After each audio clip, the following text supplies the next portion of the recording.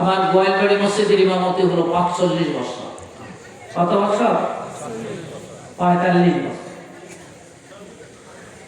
এই এলাকার মানুষের এক বাড়ির থেকে যদি আরেক বাড়িতে কোন রকমের বৃহস্পতিবার শুক্রবার হলো গোয়ালবাড়ি হাট, পেঁয়াজ রসুন দুনিয়ার জমিনে পান খাওয়ার অভ্যাস, পান সুপারি জর্দা, অথবা ঘরের মধ্যে তেল পুড়ে গেছে, বাতি জ্বালানোর মতো তেল নাই, কোন বাড়িতে যায় যদি তালাশ করতো, বলতো যে তুমি জানো না আজকে যে বৃহস্পতিবার, গত শুক্রবারে যা কিছু হয়েছে হদাই ১০০ টাকা আধা পোয়া ১ পোয়া তেল আনছে, সেটা তো কবে শেষ হয়ে গেছে। যা এই শুক্রবার আর ওই শুক্রবার ছাড়া এলাকাতে কোন সদাই এবং কোন বেচা কিনের কোন সুযোগ ছিল না। ঠিক তবে ঠিক। আর এখন যেখানে বাড়ি সেখানে দোকান।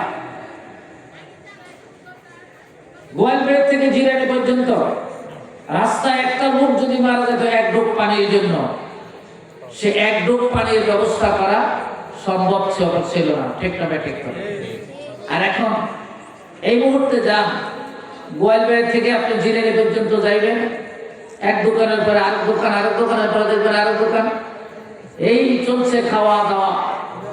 চা বলেন আর ভাত বলেন, বিরিয়ানি বলেন আর পোলাও পোমা বলেন, পুরি বলেন আর পরোটা বলেন, যেমন নাকি একটা সাধারণ স্বাভাবিক দিনের মতোই চলতেছে। আমি কালকে গেছিলাম মোজাম্মেল, সেখানে এক মসজিদে ওয়াজ করার জন্য। আমি রাত্রি যখন নাকি ১০টার পরে যখন নাকি আমি সেখান থেকে রওনা দিছি, তখন রাস্তায় মনে হইতেছিল রাত্রি মনে হয় এখনো হয় না, দিন মনে হয়। যেমন মানুষের চলাচল, মানুষের সমাগম, মানুষের জাগরণের কারণে বোঝা যায় এটা এখন রাত না, এটা এখন দিনের কথা লাগে। ঠিক না ভাই? ঠিক বলে। আপনাদের গোয়ালবাড়ি বা দামসোনা হয়তো মনে হয় রাত্রি হয়ে গেছে। এখন কি জিরানি খুব রাত্রি হয়েছে না? এখনো জিরানি কিন্তু কি হয় নাই, রাত্রি হয় নাই। আমার বাড়িটা পথের কিনার দিক, রাত্রি ১১টার সময় এই মহিলারা একজনের সাথে আরেকজনের কথা বলে, অর্থাৎ রাত্রিতে ছুটি হয়েছে, ওভারটাইম করেছে, সেজন্য এখন তারা বাড়িতে আসতেছে। অতএব কারণে দুনিয়ার দিনের জন্য, দুনিয়ার দাঁড়ির জন্য যদি নিজের ঘুমকে যদি হারাম করতে পারো, বিলীন করে দিতে পারো, নষ্ট করে দিতে পারো, সহ্য করতে পারো, তাহলে তুমি যে একদিন কবরে যাইয়া ঘুর শুইবা, কবরে তোমার সঙ্গী সাথী, কবরে তোমার কিছু সাথীর দরকার, সেই জিনিসগুলি তো তোমার দুনিয়ার জমিনে তৈরি করা দরকার আছে কি নাই? বিবি রাবিয়া দুনিয়ার জমিনের মধ্যে বাবার ৪র্থ সন্তান।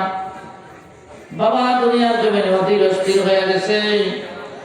স্বপ্ন যুগে আল্লাহ পাক বাবাকে দেখায় দিল, বাবা ইসমাইল রে, দুনিয়ার জমিনে কেন তুমি রিজিকের চিন্তা করো? জগতের মধ্যে তুমি কেন অভাবের চিন্তা করো? জগতে তুমি সন্তান চেয়েছো, দুনিয়ার জমিনের মধ্যে আমি তোমাকে দিয়েছি, জেনে নাও। তোমাকে এমন একটা মেয়ে দিয়েছি, ১০টা ছেলে নয় ১০০টা ছেলে দুনিয়ার জমিনে তোমার মেয়েটার সমতুল্য ইজ্জত জগতে পাবে না। জোরে বলেন সুবহানাল্লাহ। अगर कर दी तुझे तौहीद पानी बाकियाबी बकाए जिंदगानी। अल्लाहु अकबर। একটু জিকির করেন লা ইলাহা ইল্লাল্লাহ লা ইলাহা ইল্লাল্লাহ লা ইলাহা ইল্লাল্লাহ লা ইলাহা ইল্লাল্লাহ লা ইলাহা ইল্লাল্লাহ লা ইলাহা ইল্লাল্লাহ লা ইলাহা ইল্লাল্লাহ।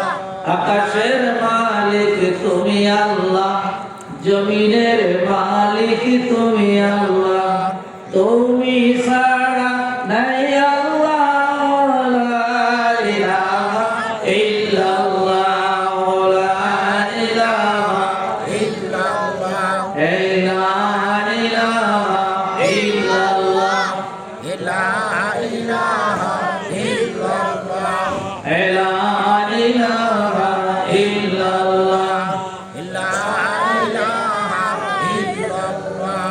হায়াতের মালিক তুমি আল্লাহ, মরণের মালিক তুমি আল্লাহ,